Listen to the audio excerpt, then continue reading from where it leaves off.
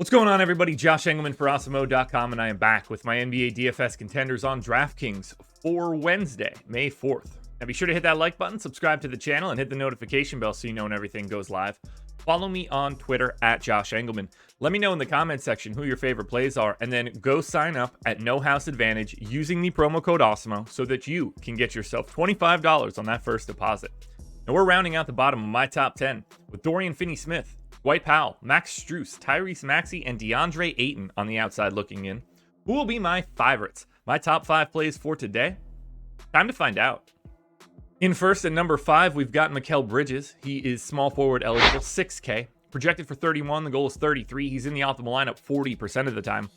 Mikal Bridges is going to lead the Suns in minutes today, barring any injury or incredible foul trouble. I got him in for 42. It's what he played in game 1, and he didn't need to do that, so he could conceivably play even more. 0.75 fantasy points per minute, 15% usage, 15 points, 5.5 boards, 2.5 assists, and 2 stocks.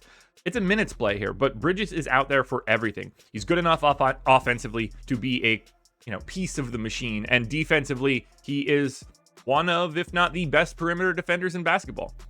I would make a case that he is better than the one that won the Defensive Player of the Year award, but I'm not trying to get everybody all riled up in this spot. All I'm trying to do is recommend Mikal Bridges as the number 5 play of the day.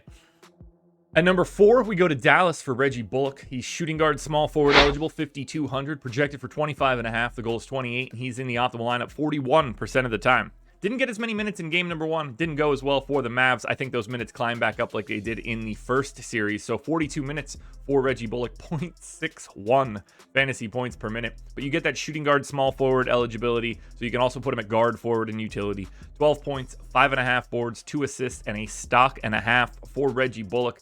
Look, this is a minutes play. You're going to need every single one of them that you can get out of Bullock to ever justify 5,200. But his GPP goal at 5,200 on a day like today, right now, with everything we know, is 28 fantasy points. I can't avoid a guy that's going to should play north of 40 minutes when he only needs 28 fantasy points. In at number 3, we've got James Harden, point guard, shooting guard eligible, 9,600, projected for 53.5. The goal is 54.5, and he's in the optimal lineup 42% of the time. I gave Harden 40 minutes, 1.33 fantasy points per minute, 34% usage, 26, 10, and 7 because there's no Joel Embiid. So James Harden gets to play like James Harden does. Didn't work out as well as you would have loved it to. He was good in game 1. He's going to need to be great in game 2. And I think that he can be. 2 stocks as well. I didn't even mention that. They are big underdogs, so we're going to need a little bit of help here. This one needs to stay fully competitive the whole way, but 40 minutes for James Harden, I think that makes sense. He's got big-time rates when there's no Joel Embiid on the floor. I don't see a problem with a $9,600 price tag. Is he different than he used to be? Of course. Is he still a 1.3 fantasy point per minute guy? Yes. Then why is he 9,600? In at number 2, we've got B-Ball Paul Reed, power forward center eligible, 4,600, projected for 24. The goal is 24.5. He's in the optimal lineup 42% of the time. Here's where we're at. I don't know what they're going to do anymore because Doc's dumb. And he's apparently going to just keep playing DeAndre Jordan, even though he stinks. I gave Paul Reed 22 minutes. That feels realistic.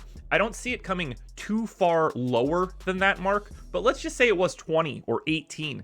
He's still in this top 10. He's going to be coming up ahead of Dwight Powell in this spot. But I think the upside for Paul Reed is there. He looked good in his minutes in game 1. They weren't as bad in his minutes in game 1. They were atrocious in DeAndre Jordan's minutes. I don't think Paul Millsap is the answer either. So I think there's a lot of upward mobility for Reed as well. In 22 minutes, I got him at 1.1 fantasy points per minute, 8.5 points, 7 boards, an assist, 2.7 stocks. He's got to be active defensively in blocks and rebounds. That's what's going to get him there, and by all accounts, that is the way that he is going to play. There's a lot of variability here, but I think one thing is simple. Paul Reed, even in 18 minutes, is a good play today. Now, before we get to that number 1 contender, one last reminder, hit the like button, subscribe to the channel, hit the notification bell so you know when everything goes live. Follow me on Twitter at Josh Engleman. Let me know in the comments who your favorite plays are, and then go sign up at No House Advantage using the promo code Awesemo. Didn't see this one coming, but I'm not mad about it. Number 1 is Devin Booker, point guard, shooting guard eligible, 8,200. Yeah, I don't get it either. 46 fantasy point projection, 46 fantasy point goal. In the optimal lineup, let's keep it going 46% of the time. 38 minutes here for Booker. which he played in game 1. So it appears he's back. 1.2 fantasy points per minute. 32% usage, 28 points. It's just massive, massive real scoring out of Devin Booker. 28 real points, 5.5 boards, almost 5 assists, and a steal. Taking on a Dallas team. They've got the defenders to throw at him, whether that's, Reggie Bullock to a degree, obviously Dorian Finney-Smith. Luka's no slouch. He's got the strength to at least hold up to it. Maybe not the most lateral quickness. None of that matters to me. $8,200 Devin Booker playing 38 minutes or more in a competitive game, taking the large majority of the shots for the Phoenix Suns.